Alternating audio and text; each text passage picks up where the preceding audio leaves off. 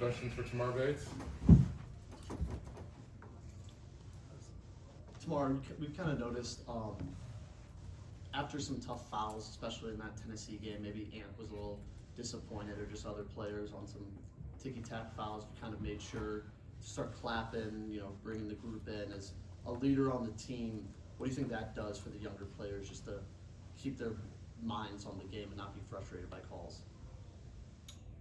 Well, for us, that's just what our culture is, and obviously, whether we're playing at home or on the road, we're expecting there to be some mistakes made. Like, the refs are going to make some calls that might not be a foul. Some of them might actually be a foul, or not. But it's just like, only thing we can control is our reaction. And it's like, if we get too invested in trying to officiate instead of actually playing the game, it kind of just distracts us and takes our focus away from like what our focus needs to be on, that being the basketball game. So I just try to not outwardly express anything like that, and I feel like when I respond positively to something that somebody usually wouldn't respond positive to, it just kind of,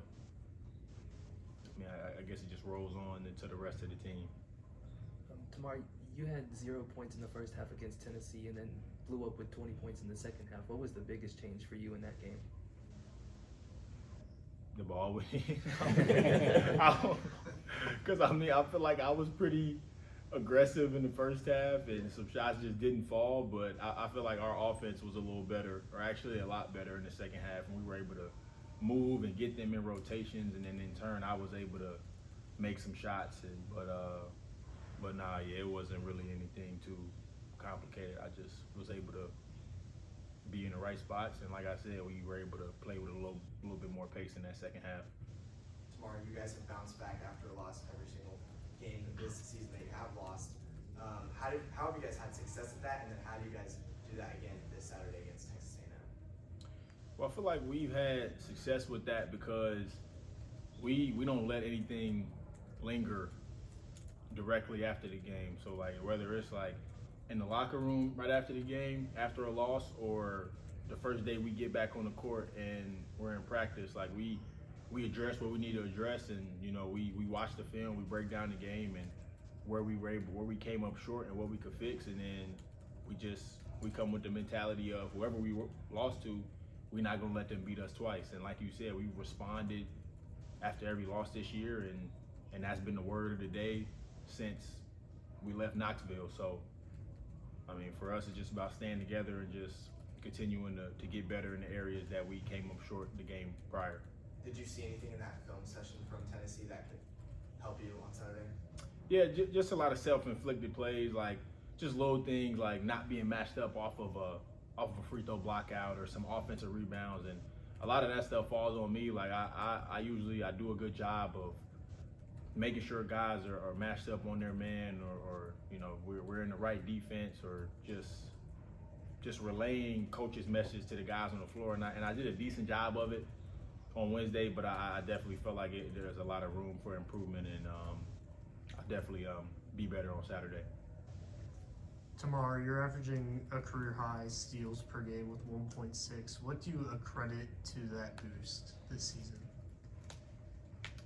I mean, one, just wanting to win the ball game. I know that I can use my length to be disruptive on the defensive end, and I know that it's just gonna, help the team, help us get stops, and I also accredit that to Coach Charlton Young. I mean, he tells me before every game, he gives me my box in terms of what I need to focus on, and none of it is really anything on the offensive end. That stuff comes, but the coaching staff, especially Coach CY, is on me about rebounding and just being a pest on the defensive end. Using my length, like I said, and just being able to disrupt guys, and whether I get the steal or I get a deflection, just being able to disrupt the cadence of the offense and just use my strength to my advantage on the defensive end.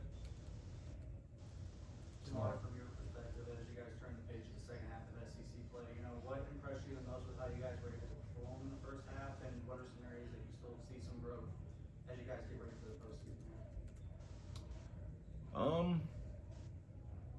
I'll say, I mean, I would say the thing that impressed me the most is just our response after we come up short. I mean, like we've done it in non-conference and obviously in conference. So I feel like our response after losses is something that I've been really proud of. And then just our preparation for all the games. I feel like we've been able to have the little bit of success that we've had up until this point, being in February, because we dive into the details of every game, and we know the scouting report 1 through 18. Every guy on our team knows what's going on, and we prepare the right way, and that's been able to help us a lot. And then, I mean, just improvement. I would just say we can always be a better rebounding team. We can always, start second halves better, continue to fight for 40 minutes and put 2 halves together, and then just offensively, we gotta keep getting paint touches. We gotta feed the ball in the post. So, I mean, there are things that we know we can be better at, but the things that we have been executing thus far has gotten us in a good position. Yeah, Tamar, when you look at Texas A&M and playing them twice last year, what were some of the things that stand out to you? I mean, first thing that stands out is their defense. I mean, they're a defensive-minded team, heavy baseline seal team. They're all disruptive. They play with high hands, and obviously, their offensive package may not be like as sexy to most people, or like when you watch it on film, like it don't seem like they have like a lot of offensive weapons, but I mean, their offensive rebounding is something that they pride themselves on. They've been number 1 in the country at it for 2 years now, so obviously coming into the game, we know that we got to clean the glass and try to minimize their second chance opportunities. But I mean, they have a lot of good individual players. Coach Williams is a great coach, well-coached team, well-disciplined team, and they've had a lot of success in conference as well as in non-conference. So, I mean, we know what we're up against, and like I said, we just got to continue to dive into the details so that we can respond tomorrow night. One last question. Tomorrow, this is your second season here. It'll be your second Rally for Ryan game. What's it like to be able to play for such a great cause, raising so much money for cancer? Well, last year when I saw the T-shirts, and I didn't really know what it was, and then I was asking around, like the managers and people that, were around the program that have been here and obviously know what the game means. So, I mean, for me, it's good to just always be a part of something that's bigger than ourselves, and obviously raising money for cancer is something that's extremely important. I mean, we took a trip as a team after the Kansas game and went to the hospital, the university hospital. So, and just went to see some of the patients and see some of the nurses and people that work over there. So, it's like, again, it's just good to be a part of something that we really don't see every day, but it's just good that they know that we supporting them, and we try and do what we can to help their cause. All right, thanks, Mark. Yes, sir. Thanks, Simon.